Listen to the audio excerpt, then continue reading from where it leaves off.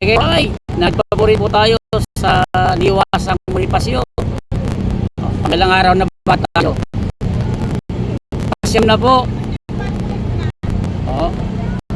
Pero mga tao, marami pa rin. Nakakapagod. Pero tuloy pa rin ang laban. Yung pong init na aming nararamdaman, kahit po may mga tent, damang-dam po namin yun ng init. Konting lamig lamang ang ibibigay ng tent na yan. Akala ng iba nag-enjoy kami rito, ha? Akala ng iba nag-outing lang kami rito, nagpapasarap. Hindi nyo alam, mga magigiting na nakabarong, na nakaupo sa ating gobyerno sa malamig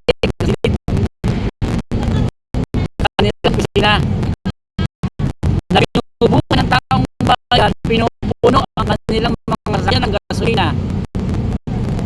Kami rin ang nagbabayad ng inyong mga pamasahe pag kayo pupunta sa ibang bansa.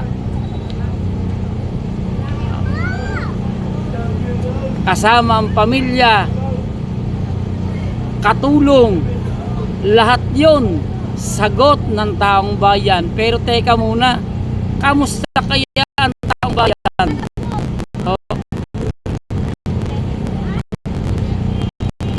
Maayos po kayang napaglilingkuran ng ating mga inilal?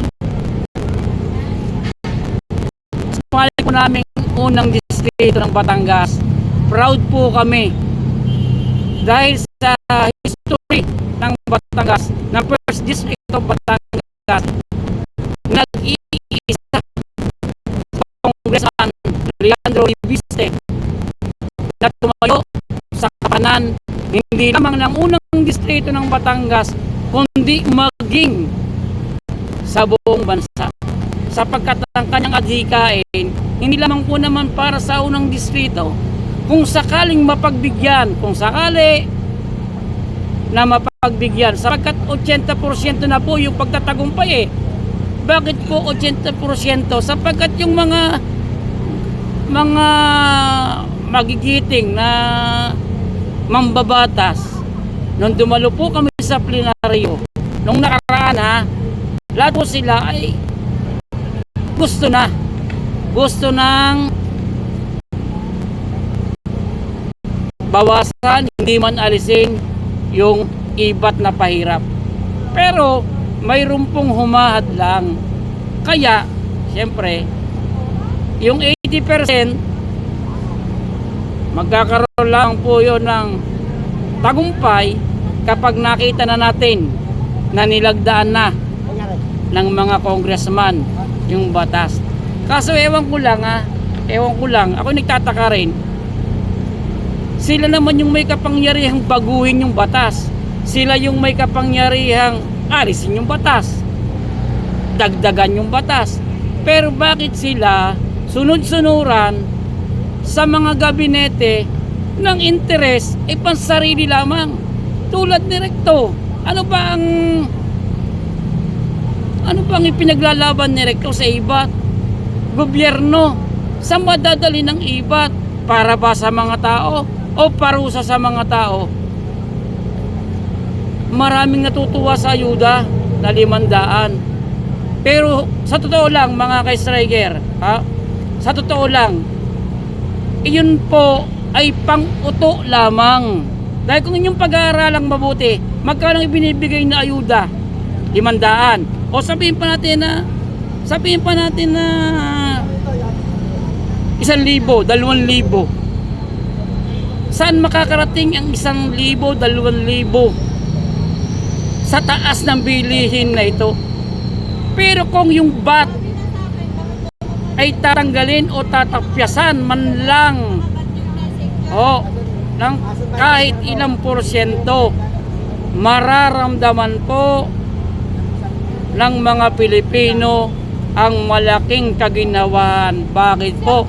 Dahil po, ang petrolyo, bababa ng kaunti. Oh. Bababa po ng kaunti yan. Oh.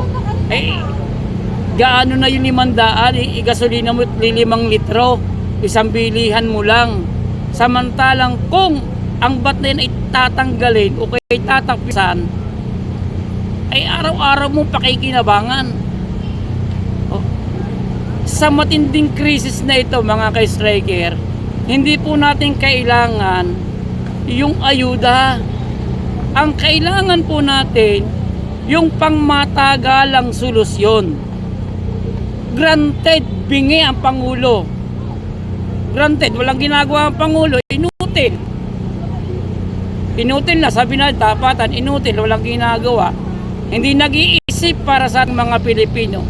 Eh, kayong mga congressman ang gumawa ng paraan. Oh.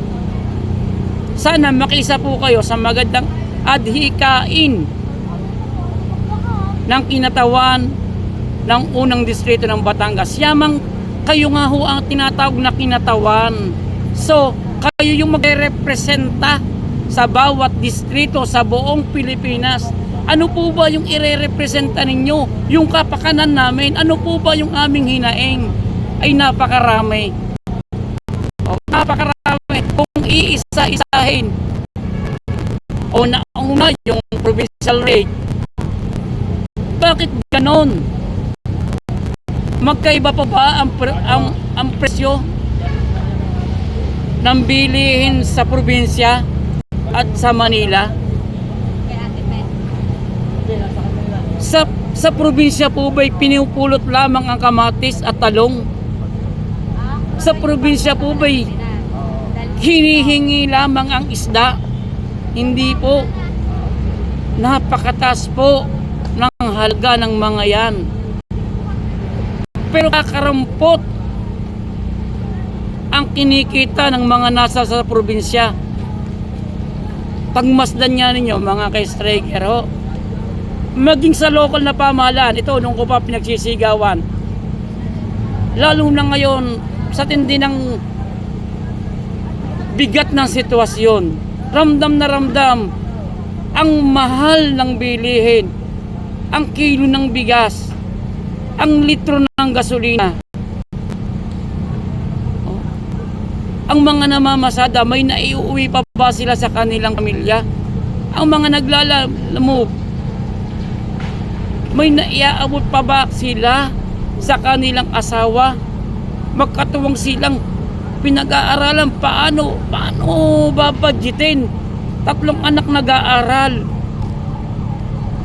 naubos na sa gasolina, tapos sila lamove naman 20 pesos na kinukuha, kamura pa ng singil. Biro mo ha, mula Nasugbo hanggang Cavite, magkano singil nilalamove? 200, 180. Magkano gasolina? 100. Sa ano pang aabutin ng rider? Puti kayo, sigurado nasa opisina kumikita kayo 20% sa bawat biyahe ni rider. Oh. Napakaraming hinaing ng mga mamamayan sa hirap ng buhay na ito. Pero bakit ganun kayo? Department of Labor, kayo po ba'y nag-iikot? Naitanong po ba ninyo sa mga manggagawa kung magkano ang sinusweldo nila? Sila po ba'y nasa minimum? Sapagkat yung mga nasa sa minimum, humihingi po ng karagdagang sweldo. Pero ang mga nasa laylayan ng lipunan na mga manggagawa, sumusweldo lamang ng 300, 400.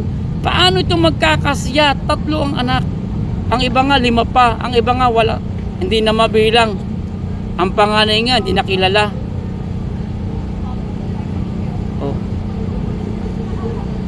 Ay buti sana kung lahat ng congressman, kagaya ng congressman ng unang distrito, may pusong talagang marunong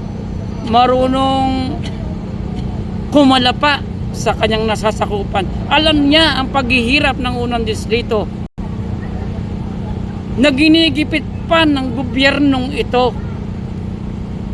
Yun po ang totoo, mga ka-striker.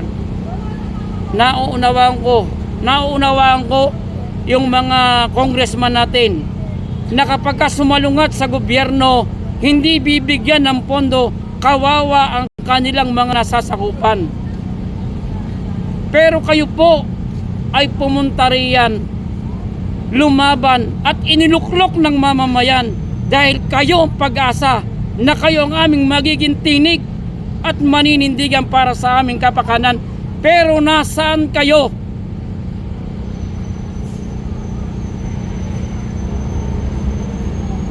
Kayo po yung nakikinabang. Kayo'y nagtatamasa. Samantalang kaming nagbibigay sa inyo ng sweldo, kami po yung naghihirap.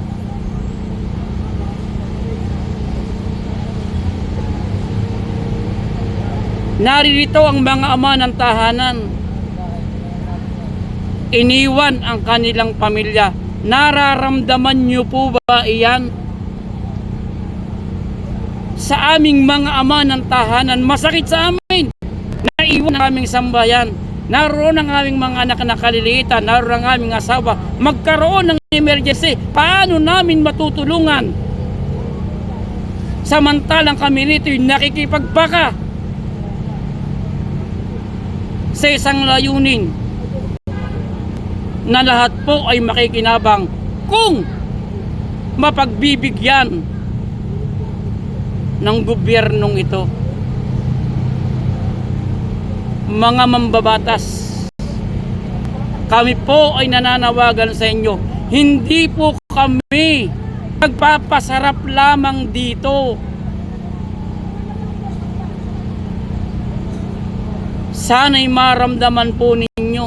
Mayroon ditong mga ina, iniwan ang kanilang mga anak. Kung kani-kanino inihabilin, may pagtagumpay lamang ang labang ito. Pero paano po ito magtatagumpay kung kayo na nasa Kongreso ay bulag at bingi sa aming mga hinaing sapagkat kayo natatakpan ng salapi?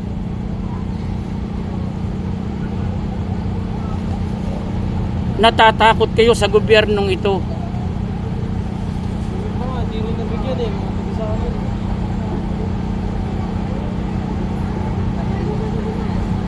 Sino mang congressman na tumayo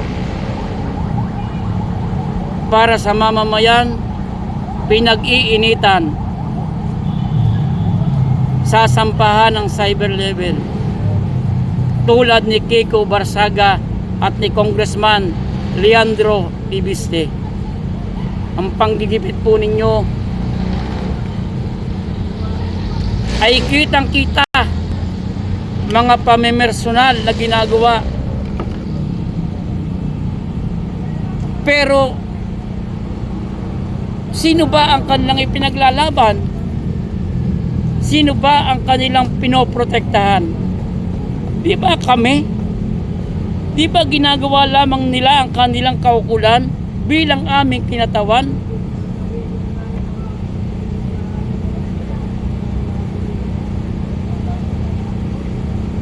Hindi po ba kayo nahihiya sa panahong ito ng Kongreso ang larawan kung tawagin ay buaya? Masakit. Iyon po ba ang inyong iiwang pamana sa inyong pamilya, sa inyong anak at mga inapo? Kahihiyan?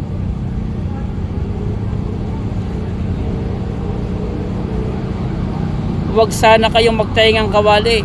Sana maramdaman ninyo ang daing ng sambayan ng Pilipino. Hindi man kami nagsasalitang lahat, pero sa pamamagitan ng tinig na ito, iyon din ang hinaing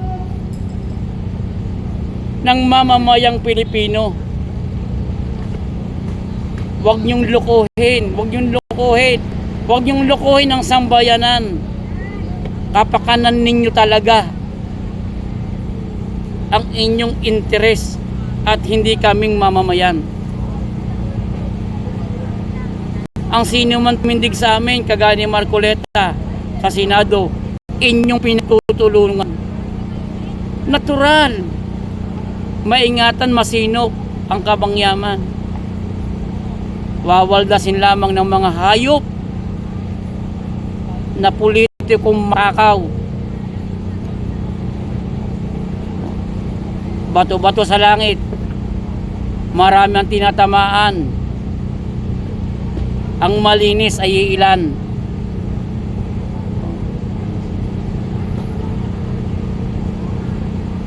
Pag nagkatotoo yung wish ni Cara David, baka barangay tanod maubos din at mga kapitan hirong paghapo 10 days bukas po 10 araw na namin dito muli pupunta sa House of Representatives. Hari nawa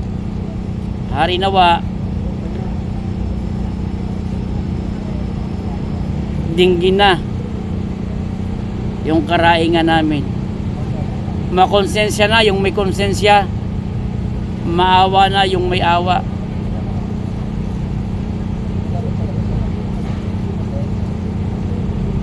Magandang gabi po. Sana makatulog po kayo ng mahimbing. Pero kami rito, habang tinitingnan ko isa-isa yung mga dinaraanan ko, hawak-hawak ay pamaypay, walang hangin, dikit-dikit.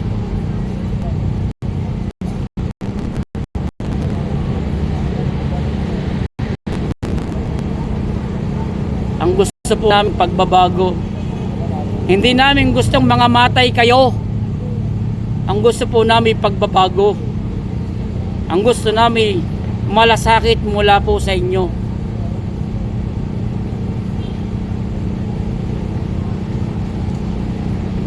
Hanggang sa muli, ito po si Striker Villaluna.